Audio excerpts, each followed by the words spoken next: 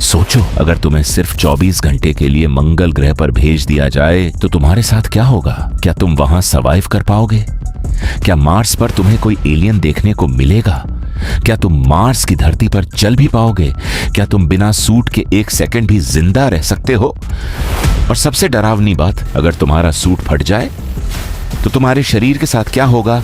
आज हम step by step जानेंगे। मार्स पर बिताया गया एक पूरा दिन कैसा होगा, सुबह से लेकर रात तक। हर वो चीज जो तुम्हारे साथ हो सकती है, अच्छी भी और डरावनी भी। तो तैयार हो जाओ, क्योंकि आज हम पृथ्वी छोड़कर जा रहे हैं सीधे मंगल ग्रह पर। तो हेलो एवरीवन, मेरा नाम है गौरव और आप देख रहे हैं नो द यूनिवर्स। वीडियो को शुरू करने से पहले वीडियो को लाइक और चैनल को सब्सक्राइब कर दो। तो चलिए वीडियो को शुरू करते हैं। तुम्हारा स्पेसक्राफ्ट धीरे धीरे मार्स की सरफेस पर उतरता है और तुम देखते हो कि तुम्हारे सामने लाल धूल का अनंत रेगिस्तान फैला है। मार्स की लाल मिट्टी का कारण उसकी सतह पर आयरन ऑक्साइड की अधिक मात्रा है। इस समय बाहर का टेम्परेचर लगभग -60 डिग्री सेल्सियस है। यह इतनी ठंड है कि कुछ ही मिनटों में इंसान का शरीर जम के बर्फ का ढेर बन सकता है। दरवाजा खुलता है और तुम पहली बार मार्स की धरती पर कदम रखते हो। पहली चीज जो तुम नोटिस करोगे वो है सन्नाटा। ऐसा सन्नाटा जो पृथ्वी पर कहीं नहीं मिलता। ना हवा की आवाज, ना पक्षियों की चहचहाट, ना इंसानों की आवाज, बस दूर दूर तक लाल धूल, पत्थर और वीरानी। मार्स का एटमॉस्फेयर इतना पतला है कि साउंड प्रॉपर्ली ट्रैवल ही नहीं कर पाती, जिससे तुम्हें अपनी ही आवाज सुनाई नहीं देगी। तुम चाहे कितना ही चीखो चिल्लाओ, जैसे ही तुम ऊपर आसमान की तरफ देखते हो तो शॉक हो जाते हो, क्योंकि वहां का आसमान पृथ्वी के आसमान की तरह काला और नीला नहीं, बल्कि हल्का ऑरेंज रेड दिखाई देता है। और सूरज, वो पृथ्वी से 100 गुना छोटा दिखाई देता है, जैसे कोई दूर जलता हुआ बल्ब हो। अब तुम चलना शुरू करते हो और अचानक महसूस करते हो कि तुम्हारा शरीर हल्का हो गया है, क्योंकि मार्स की ग्रेविटी पृथ्वी की ग्रेविटी का सिर्फ 38% है। मतलब अगर पृथ्वी पर तुम्हारा वजन 60 किलो है तो मार्स पर तुम्हें लगभग 23 किलो जैसा महसूस होगा। तुम ऊंची छलांग लगा सकते हो, धीरे धीरे लंबी जंप्स मार सकते हो। शुरुआत में ये मजेदार लगेगा। तुम सोचोगे, वाह, मैं तो सुपर हीरो बन गया। लेकिन कुछ घंटों बाद प्रॉब्लम शुरू होगी, क्योंकि इंसानी मसल्स और बोन्स पृथ्वी की ग्रेविटी के हिसाब से बने हैं। कम ग्रेविटी में तुम्हारे मसल्स कमजोर होने लगेंगे, बैलेंस बिगड़ने लगेगा और ज्यादा समय रहने पर हड्डियां सभी कमजोर होकर टूट भी सकती हैं। मान लो तुम इससे भी बच जाते हो, लेकिन असली खतरा अभी आने वाला है। अब इमेजिन करो तुम्हारा सूट अचानक डैमेज हो जाए, बस एक छोटी सी क्रैक, और फिर सब खत्म। मार्स का एटमॉस्फेयर लगभग पूरी तरह कार्बन डाइऑक्साइड से बना है। वहां ऑक्सीजन प्रैक्टिकली नहीं है। अगर तुम बिना सूट के बाहर आ जाओ तो तुम तुरंत एक्सप्लोड नहीं करोगे, जैसा मूवीज में दिखाते हैं, लेकिन तुम्हारे लंग्स काम करना बंद कर देंगे।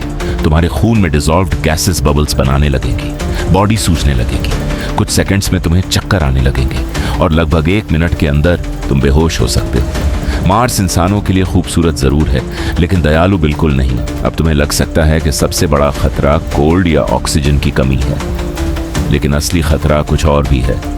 मार्स की डस्ट। ये धूल पृथ्वी की धूल जैसी नहीं है। ये बेहद महीन और शार्प और टॉक्सिक हो सकती है।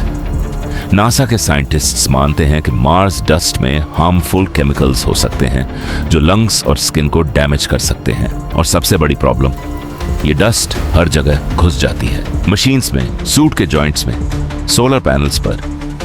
मार्स पर चलने वाला हर मिशन इस धूल से परेशान होता है। एक छोटी सी डस्ट स्टॉर्म पूरे मिशन को खतरे में डाल सकती है। अब धीरे धीरे मार्स पर शाम होने लगती है। इंटरेस्टिंग बात यह है कि मार्स का एक दिन पृथ्वी से बहुत ज्यादा अलग नहीं है। पृथ्वी पर 24 घंटे होते हैं, जबकि मार्स पर लगभग 24 घंटे 39 मिनट। मतलब वहां भी दिन और रात का साइकिल लगभग वैसा ही लगता है, लेकिन रात बहुत ज्यादा डरावनी होती है। टेम्परेचर और गिर जाता है, कभी कभी -100 डिग्री तक। तुम अपने हैबिटेट के अंदर बैठे हो, बाहर पूरी अंधेरी लाल दुनिया फैली हुई है, और तभी तुम खिड़की से देखते हो मार्स के आसमान में दो छोटे चांद, फोबोस और डीमोस। पृथ्वी का एक चांद रोमांटिक लगता है, लेकिन मार्स के ये चांद अजीब और अनसेटलिंग महसूस होते हैं। अब सवाल आता है, अगर तुम पूरा दिन मार्स पर हो तो खाना कहां से आएगा? मार्स पर पिज्जा डिलीवरी नहीं होने वाली। हर चीज पृथ्वी से लानी पड़ेगी। वाटर रिसाइकल होगा, ऑक्सीजन मशीन से बनेगी, फूड स्पेशली पैक्ड होगा। साइंटिस्ट्स फ्यूचर में मार्स पर पोटैटोज, लेटस और कुछ वेजिटेबल्स उगाने की प्लानिंग कर रहे हैं। लेकिन प्रॉब्लम यह है कि मार्स की मिट्टी फार्मिंग के लिए सेफ नहीं है। उसमें टॉक्सिक सॉल्ट्स पाए गए हैं, मतलब मार्स पर फार्मिंग करना आसान नहीं होगा। लेकिन मार्स सिर्फ डर नहीं है, वहां ऐसी चीजें भी हैं जो इंसान ने पहले कभी एक्सपीरियंस नहीं की। सोचो, तुम ओलंपस मॉन्स के सामने खड़े हो। यह पूरे सोलर सिस्टम का सबसे बड़ा वोल्केनो है, इतना बड़ा कि माउंट एवरेस्ट भी उसके सामने छोटा लगे। फिर वॉलेस मैरिनरिस, एक ऐसी कैनियन सिस्टम जो हजारों किलोमीटर तक फैली है। मार्स एलियन लगता है, लेकिन खूबसूरत भी। मार्स और अर्थ के बीच कम्युनिकेशन में कई मिनटों की डिले होती है। मतलब तुम अगर अर्थ पर मैसेज भेजो तो रिप्लाई तुरंत नहीं आएगा। तुम लाखों किलोमीटर दूर हो, न फ्रेश हवा, न बारिश, न पेड़, और शायद तभी तुम्हें एहसास होगा पृथ्वी कितनी खूबसूरत है। अब तुम्हारे 24 घंटे पूरे होने वाले हैं। तुम आखिरी बार मार्स की सरफेस को देखते हो। लाल धूल उड़ रही है, दूर छोटा सूरज डूब रहा है, और तुम्हारे मन में सिर्फ एक सवाल आता है, क्या इंसान का फ्यूचर सच में यहां है? मार्स हमें बुलाता जरूर है, लेकिन वो हर पल यह भी याद दिलाता है कि ब्रह्मांड इंसानों के लिए नहीं बना। फिर भी शायद यही चीज इंसानों को स्पेशल बनाती है। हम उन जगहों पर भी जाना चाहते हैं जहां सरवाइव करना लगभग इम्पॉसिबल है, क्योंकि इंसान सिर्फ जीना नहीं चाहता, वो एक्सप्लोर करना चाहता है। तो अगर तुम्हें मौका मिले, क्या तुम 24 घंटे मार्स पर बिताना चाहोगे? कमेंट करके जरूर बताना।